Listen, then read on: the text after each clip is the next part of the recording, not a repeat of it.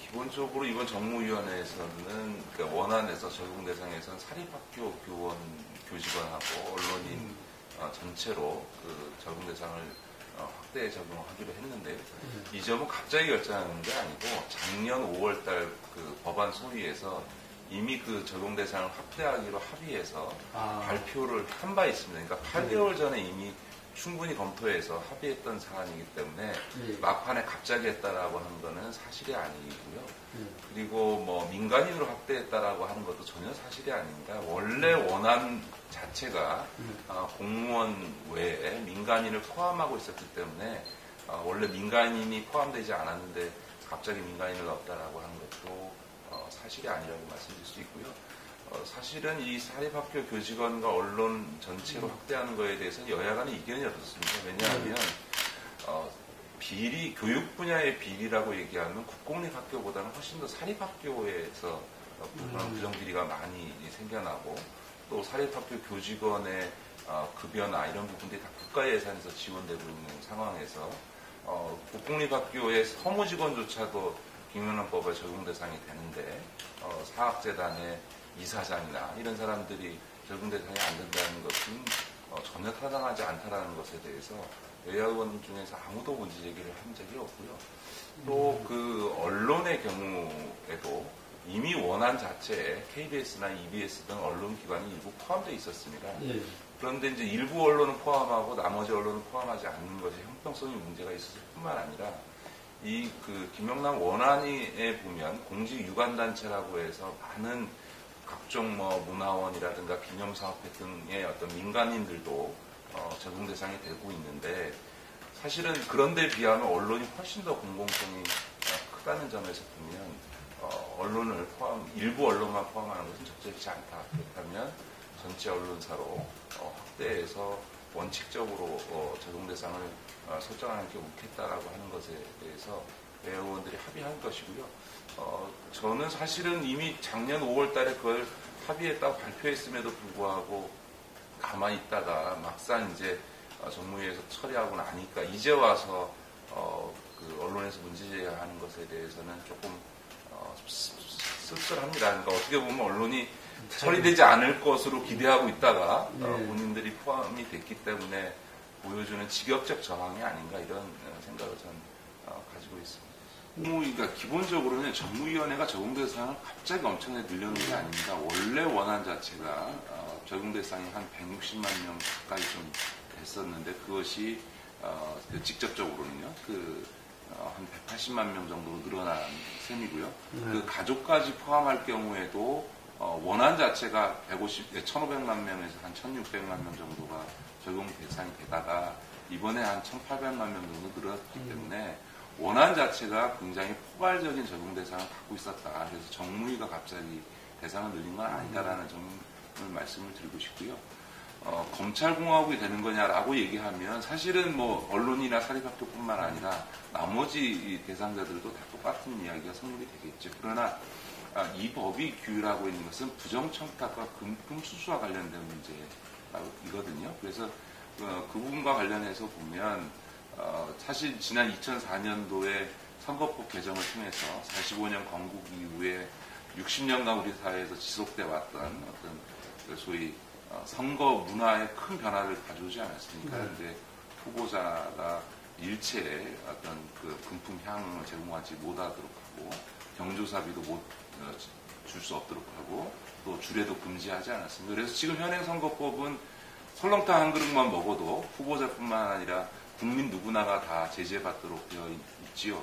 그거에 비하면 사실은 김영란법은 더 약한 법인데 그런 2004년도의 선거법 개정이 우리 사회에 돈 안 드는 선거, 깨끗한 선거 문화를 정착시키는데 크게 기여했다는 것에 대해서는 이론이 없는 것 같습니다. 그런 점에서 우리 사회의 어떤 고질적인 접대 로비 문화로 보면 이 김영란법이 상당히 충격적이긴 하지만 이 법 자체가 우리 그런 어떤 소위 떡값이니 무슨 정관예우니 스폰서니 하는 이런 아주 잘못된 고질적인 로비 접대 문화를 근절하는 계기가 되지 않을까라고 하는 그런 기대는 갖고 있습니다. 저는 김영란 전 위원장의 그 말씀을 도저히 이해할 수가 없습니다. 왜냐하면 본인이 제출한 원안 자체에 또 아까도 말씀드렸던 것처럼 직접적인 공직자의 범위가 민간인을 포함해서 한 150만이 넘었고 가족까지 포함할 경우에는 본인이 내는 법안으로 하면 사실 2천만 명이 더 넘거든요. 그런데 지금 정무위가 통과시킨 법안이 너무 대상을 확대했다라는 말은 본인이 낸 법안을 스스로 모르거나 아니면 부정하고 있는 거라고 저는 생각하고요. 저는 기본적으로 이 법에 오히려 큰 문제점으로 지적된 것은 그런 적용 대상이 아니라 부정청탁을 너무나 과도하게 포괄적으로 규정을 해서 국민의 청원권이나 어떤 표현의 자유를 제약할 수 있었던 것이 오히려 김영란 씨가 제출했던 그 원안의 내용입니다. 다시 말해 예를 들어서 저축은행 후순위 자체를 매입한 사람이라든가 동양증권에 CP 매입한 분들이 과거 이제 저축은행 사태나 동양증권 사태로 인해서 금감원에 와서 크게 이제 그 피해에 대해서 보상이나 대책을 마련해달라고 하지 않았습니까? 근데 이게 현행법으로는 안 되는 일이거든요.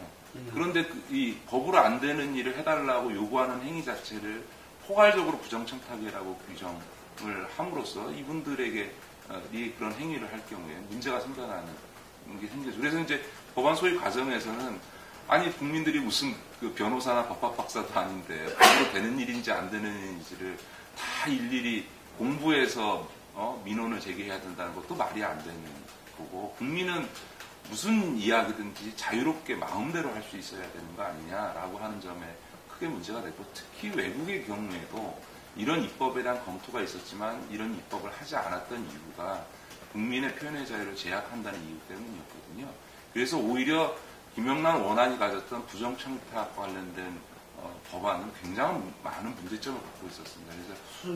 그래서 이제 정무위원회에서는 그런 이제 포괄적인 부정청탁 개념을 15가지 유형으로 구체화하고 더구나 국민의 권리가 침해되지 않도록 7가지 예외 조항을 다 둠으로써 이 부정청탁 금지 조항이 국민의 표현의 자유나 청원권 등 국민의 권리를 제약하지 않도록 최대한 입법적으로 보완을 했습니다. 오히려 저는 김영란 원안이 오히려 그런 점에서는 훨씬 더 많은 문제점을 가지고 있었다고 생각합니다.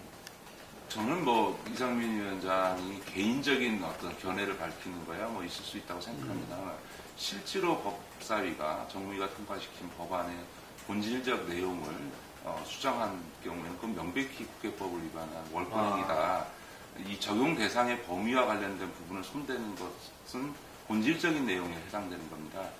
예를 들면 위헌 소지가 있을 수 있다면 그럴 수 있겠습니다만 이번 그 적용 대상 사립학교 교직원이나 언론인을 포함하는 문제와 관련해서는 정직중앙지방법원장이었던 이성보 국민권익위원장이나 저희 정무위에서 했던 공청회에 참석한 법무부라든가 변협이라든가 이런 모든 법률가들이 그거는 입법정책적 판단이지 위헌 소지는 없다라고 했거든요. 그러니까 그런 위헌 소지가 없는 문제에 대해서 법사위에서 만약 대상을 축소시킨다든지 내용을 수정한다면 그거는 저는 있을 수 없는 일이라고 생각합니다. 그것이 아무리 야당 같은 당 소속 의원들에 의해서 이루어지더라도 그것은 용납할 수 없고요. 그리고 대개 제가 알기로는 그 법사위에 법안 소위 위원을 구성하고 있는 야당 의원들, 저희 새정치민주연합 의원들은 대개 정무위원회에서 통과시킨 법안을 존중하겠다는 입장을 가지고 있기 때문에 저는 법사위에서도 정무위에서 통과시킨 안이 무난히 그 논란은 좀 있을 수 있겠습니다만 통과되지 않을까 그렇게 기대를 하고 있습니다. 그러니까 정당의 공식 후보 선출에 국민들이 참여하는 제도는 여러 가지가 있습니다. 예를 들면 국민 참여 경선이라고 해서 그 신청한 어떤 국민들에게 그 공식 후보를 선출할 권리를 주어서 하는 제도도 있는데요. 또 국민 경선 방식도 있는데 이제 이번에 이야기되고 있는 오픈 프라이머리라고 하는 거는 이전에 실시했던 예를 들면 노무현 대통령을 선출할 때 했던 국민 참여 경선과는 조금 형태가 다릅니다. 지금까지 이제 국민 참여 경선의 형태라고 하는 것은 각 후보들이나 당이 어쨌든 국민들 중에서 이 그 공식 후보 선출에 참여하실 분들을 모아서 그것에 참여하겠다고 의사를 밝힌 국민들에 한해서 선거권을 당원과 똑같이 주어서 투표권을 행사하게 하는 거거든요. 그러다 보니까 그 뒤에 논란이 끊임없었던 건 뭐냐면 당원뿐만 아니라 그렇게 국민 참여 경선으로 참여하는 국민들조차도 동원되어졌다라고 하는 이런 동원 시비 논란이 끊임없이 있었던 거죠. 그런데 이제 오픈 프라이머리라고 하는 거는 그렇게 국민들로부터 경선 참여를 신청받는 게 아니고 대한민국 국민 유권자라면 누구나 다 참여할 수 있도록 하는 것이고요. 그래서 그거를 제도의 운영 자체를 아예 선관위가 맡아서 쉽게 얘기하면 우리가 총선이나 대통령 선거 하듯이 그런 선거를 한 번 더 하는 겁니다.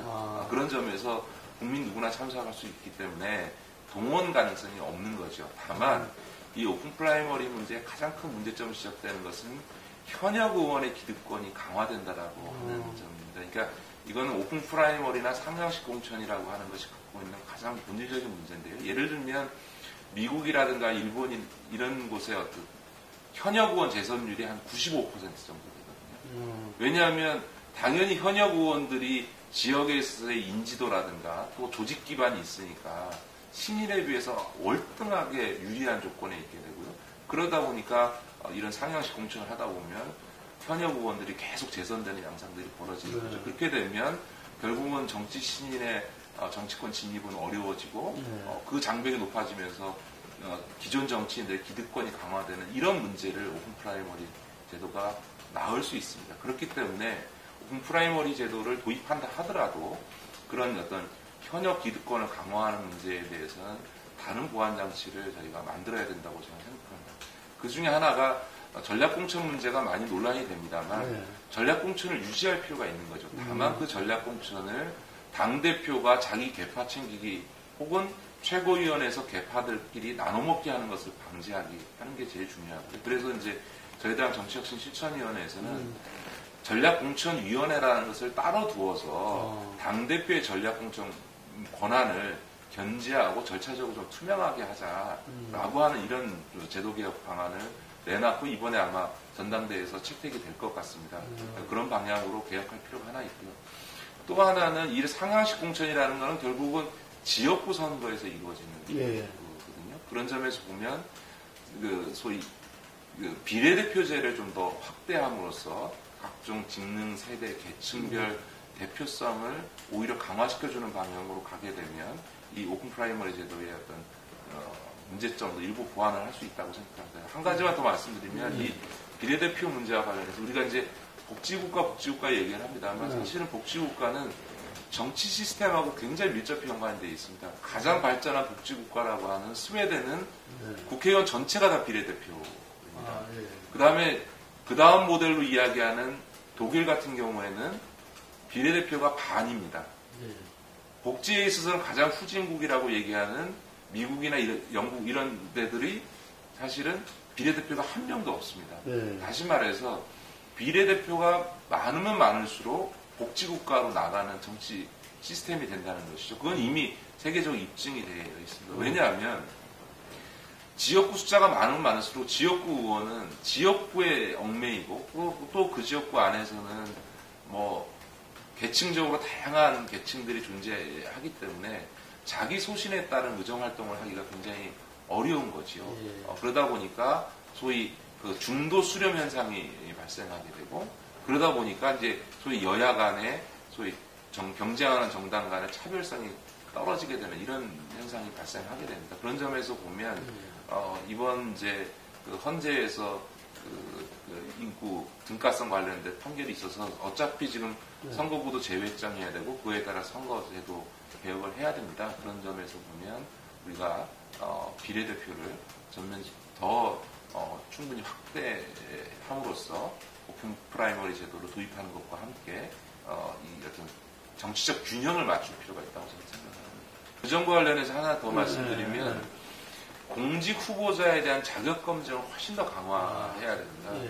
그래서 이제 이번에 저희 당 혁신도 그걸 하는 것 같아요. 그건 잘 모르겠습니다. 그러니까 저희 그 당의 정치혁신 실천위에서 만든 공천개혁의 또 한 가지 방안이 공직 후보 검증위원회라고 하는 것을 두고 그 50% 이상을 외부 인사로 해서 여기는 다른 건 안 하고요.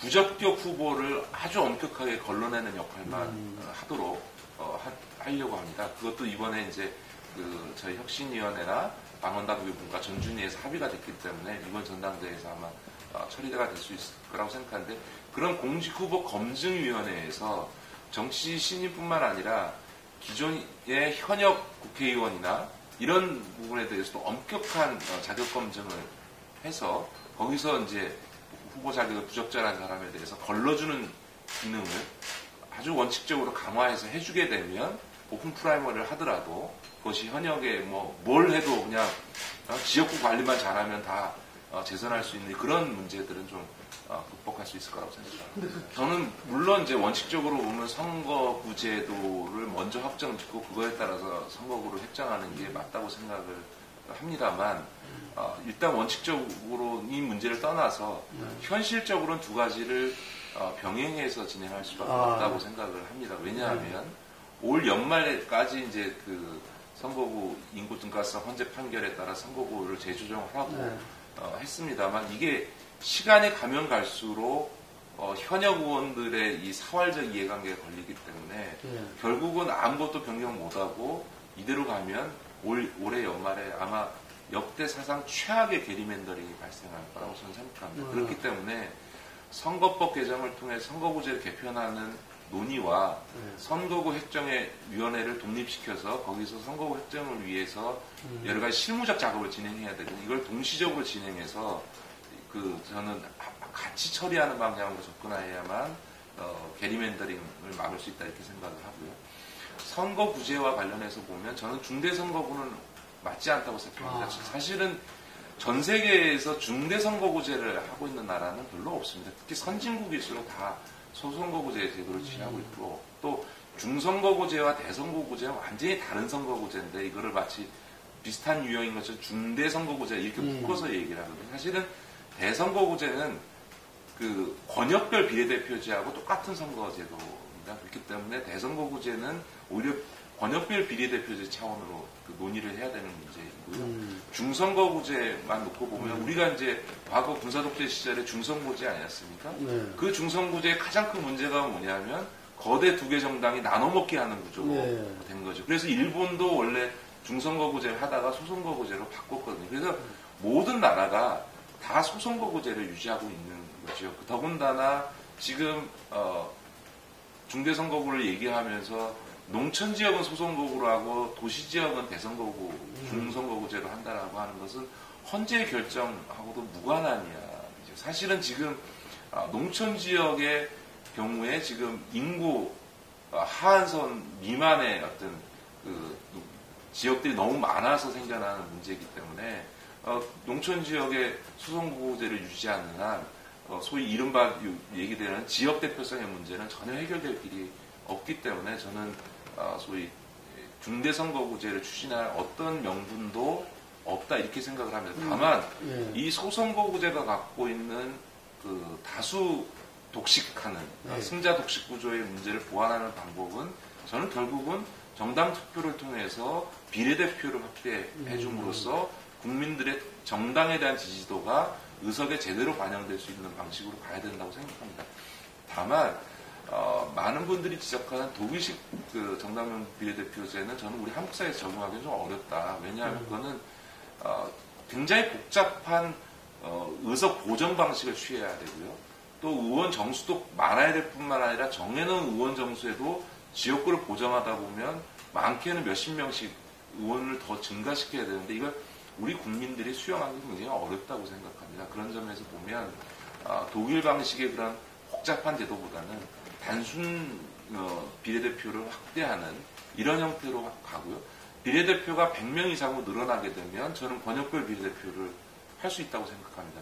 그렇게 해서 소위 그 인구 등가성에 의해서 2대1로 그 선거구를 재조정했을 때 이 소위 농촌 지역의 지역 대표성 문제는 그런 권역별 비례대표를 통해서 지역 대표성을 보완해 주면 되거든요.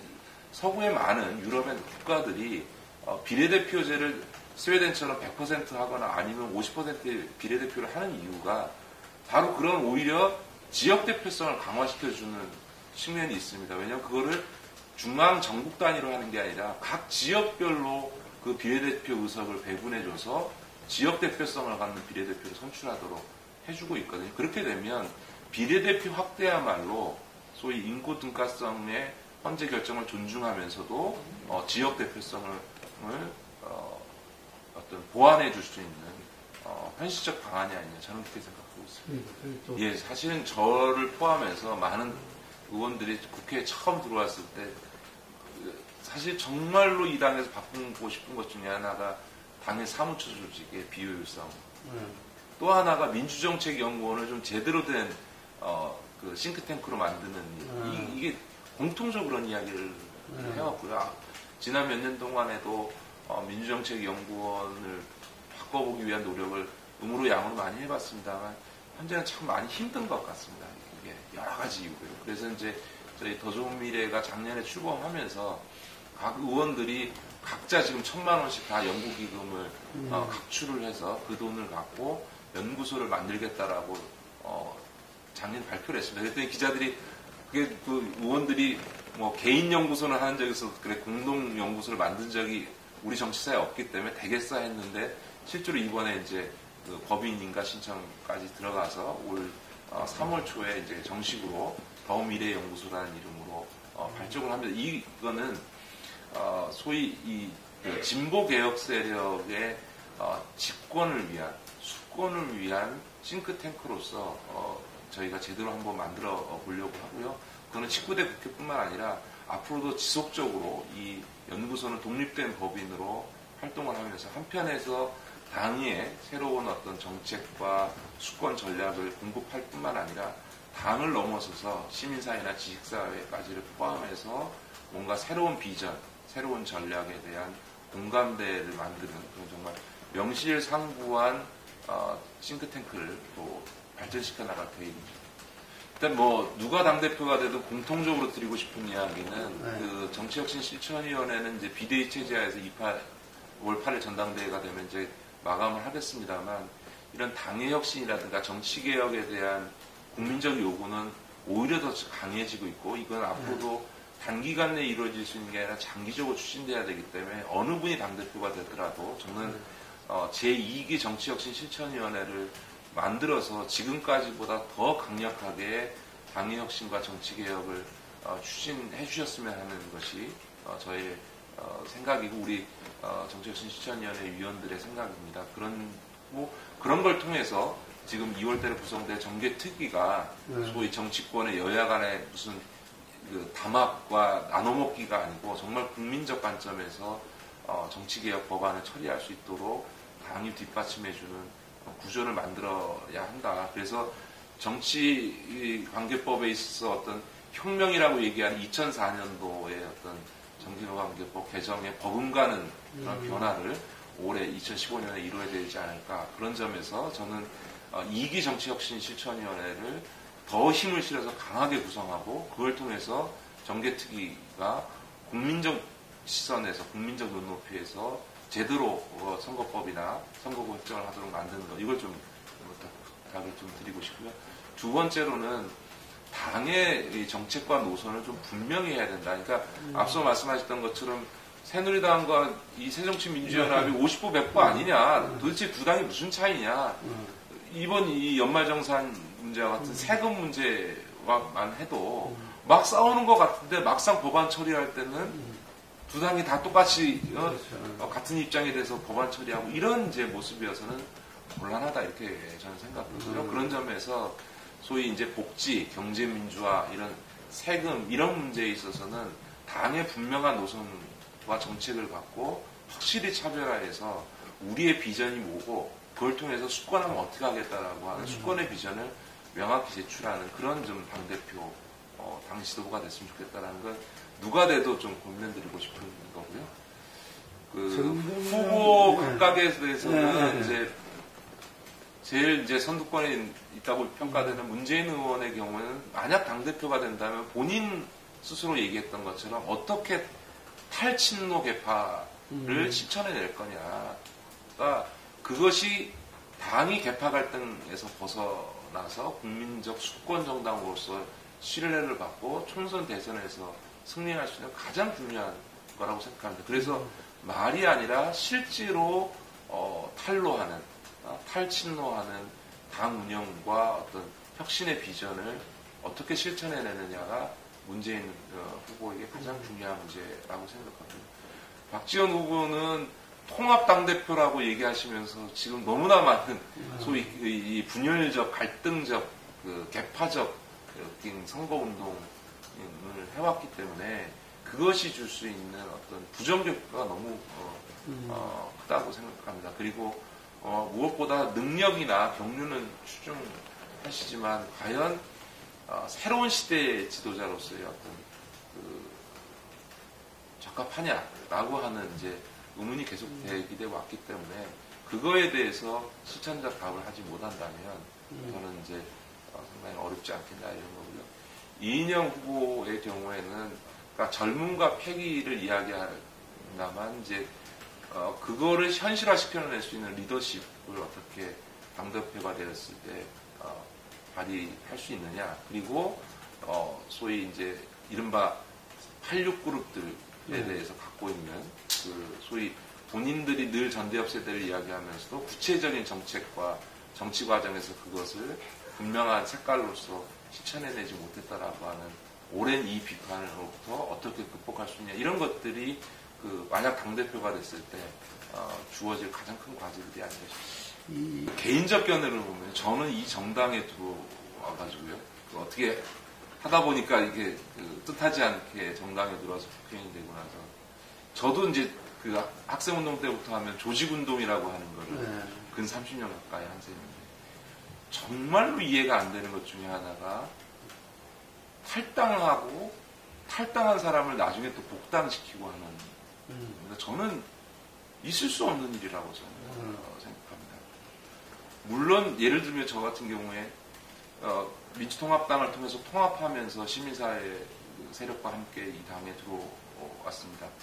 그런데 이 새정치민주연합이 제 기준에서 보더라도 제대로 잘하고 있느냐? 그렇지 않습니다. 그러나 저에게 놓여져 있는 과제는 두 가지입니다. 이 당이 제대로 된 정당으로 되도록 바꿔놓든지 아니면 제가 정치를 그만두든지. 왜냐하면 제가 선택한 것에 대해서 자기 책임이라는 게 있다고 생각합니다. 잘못돼서 선택을 한 그 선택조차도 자기 책임입니다. 거라고 생각합니다. 그게 저는 책임지는 공인, 책임지는 정치인의 자세라고 생각합니다. 문제가 있으면 문제가 있는 곳에서 문제를 풀어야 되고 그 문제를 못 풀 때는 깨끗이 나는 능력의 한계가 있고 제가 할 수 있는 일은 더 이상 없습니다라고 적어야 되는 거죠. 그러지 않고 본인이 선택해서 수십 년 동안 혹은 10여 년 이상 정당을 하고 거기서 국회의원 되고 거기서 당대표 되고 대선 후보까지 되신 분이 문제가 있다고 돌 던지고 나가서 다른 정당을 만든다? 저는 제가 갖고 있는 정치 도의와 상식에서는 있을 수 없는 일이라고 저는 생각합니다. 어떤 말로도 저는 정당화될 수 없다. 그러면 지난 본인이 입당해서 대통령 후보가 될 때까지 그 역사는 자기는 그건 뭐냐가 되는 거죠. 저는 그런 점에서 책임 있는 정치인의 책임 있는 행동이라고 하는 것에 대해서 오히려 이번 사태를 통해 정동영의 탈당 통해서 오히려 그 점이 더 부각되는데 전 세계 정당사에 이런 예가 어디 있습니까?